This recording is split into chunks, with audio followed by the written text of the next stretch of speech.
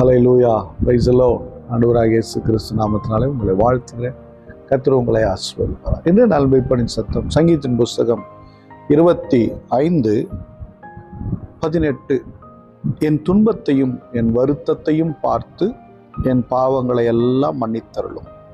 என் சத்துருக்களை பாரும், அவர்கள் பெருகி இருந்து உக்கிர பகையா என்னை பகைக்கிறார்கள்.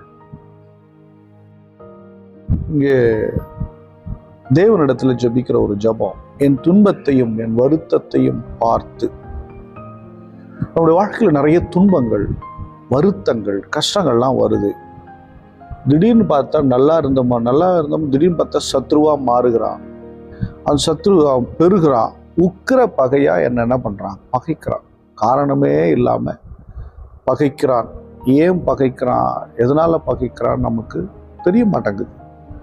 ஏன்னா கண்பாடவர்களே, இதனுடைய காரணம் என்ன முகாந்திரத்தினால இந்த விரோதம் வருது, என்ன முகாந்திரத்துல வருத்தம் வருது, என்ன காரணத்தினால இதெல்லாம் வருது அப்படின்னு பார்த்தீங்கன்னா, வசனம் ரொம்ப தெளிவா சொல்லுது, என் பாவங்களை எல்லாம் மன்னித்தரும். இந்த துன்பம் வருவதற்கு, இந்த வருத்தம் வருவதற்கு, சத்துருக்கள் பகையாய் பகைப்பதற்கு, உக்கிர பகையாய் என்ன பகைப்பதற்கு ஒரே ஒரு காரணம்,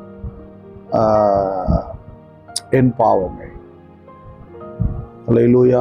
என கண்பானவர்களே, பாவம் உள்ள வாழ்க்கையை நிறைய பிரச்சனையை கொண்டு வரும். நிறைய விரோதமான மனிதர்கள் எழுப்பிவிடும், துன்பத்தை எழுப்பிவிடும், நிறைய போராட்டங்களை கொண்டு வரும். உக்கிர பகைகள் நமக்கு எழும்ப ஆரம்பிக்கும். ஆனால் தேவன் இதெல்லாம் பார்த்து மனம் இறங்கிட்டார்னா, நான் சொல்றேன், ரொம்ப அழகா சொல்ல, என் துன்பத்தை என் வருத்தத்தை, நான் படுற இந்த கஷ்டம், இந்த வருத்தத்தெல்லாம் பாருங்க, என்கிட்ட பாவம் இருக்குதா, ஆனா தயவா என்னை மன்னிச்சிருங்க. சில நேரங்கள் நம்ம வாழ்க்கையில் வருகிற பிரச்சனைகள்லாம் அளவு கடந்தது, எண்ணிக்கை கடங்காதுதான் மாறிவிடுது. நிறைய பிள்ளைகள், விசுவாச பிள்ளைகள் வாழ்க்கையில் பாவத்தில் போய் சிக்கிட்ட போது நிறைய பிரச்சனைகளை ஃபேஸ் பண்ணுறாங்க, நிறைய வருத்தங்களை சந்திக்கிறாங்க, நிறைய இழப்புகளை சந்திக்கிறாங்க, நிறைய நஷ்டங்களை சந்திக்கிறாங்க. காரணம் என்ன தெரியுமா? பாவம் பெருகிய நிமித்தமாக. எனக்கு அன்பான தேவனுடைய பிள்ளைகளை, பாவத்தை அவர் மன்னிக்கிறதுக்கு ஆயத்தமாக இருக்கிறார். நீங்கள் பாவத்தை விட்டு விடுங்கள், மனம் திரும்புங்கள், அவர் பட்சமாய் திரும்புங்கள், அவர் எல்லாவற்றையும் நலமாய் மாற்றி விடுவார். நம்ம ஸ்தோத்திரம் பண்ணுவோமா? ஸ்தோத்திரம், ஸ்தோத்திரம் ஆண்டவரே. எங்கள் வருத்தத்தை பார்க்கிறவரே, எங்கள் துன்பத்தை பார்க்கிறவரே, கஷ்டங்களை பார்க்கிறவரே, ஸ்தோத்திரம், ஸ்தோத்திரம். அன்பின் பிதாவே, உம்மை ஸ்தோத்திரிக்கிற ஆண்டவரே, உமக்கு ஸ்தோத்திரம். இந்த நாளுக்காக நன்றி சொல்லுகிறோம். பிதாவே, எங்களுக்கு எதிராய் பகைக்கிறவர்கள், உக்கிர பகையாய் பகைக்கிறவர்கள் எல்லாம் நீங்க பாக்குறீங்க. எங்க துன்பத்தை எல்லாம் நீங்க பாருங்க, எங்க வருத்தத்தை பாருங்க.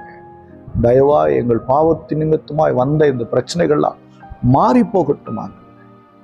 இப்படி பிள்ளைகள் வாழ்க்கையில் இருந்த பாவத்தின் நிமித்தமாய் வந்த அந்த பிரச்சனை மாறி ஒரு சமாதானம், ஒரு ஆசீர்வாதம் உண்டாங்க. உடைய பிள்ளைகளை நீர் கைவிடாதிரும், ஆசீர்வதியும். இயேசு கிறிஸ்துவின் நாமத்தினால் ஜெபிக்கிறேன், ஜீவனுள்ள நல்ல. ஆமென். God bless you. Bye bye.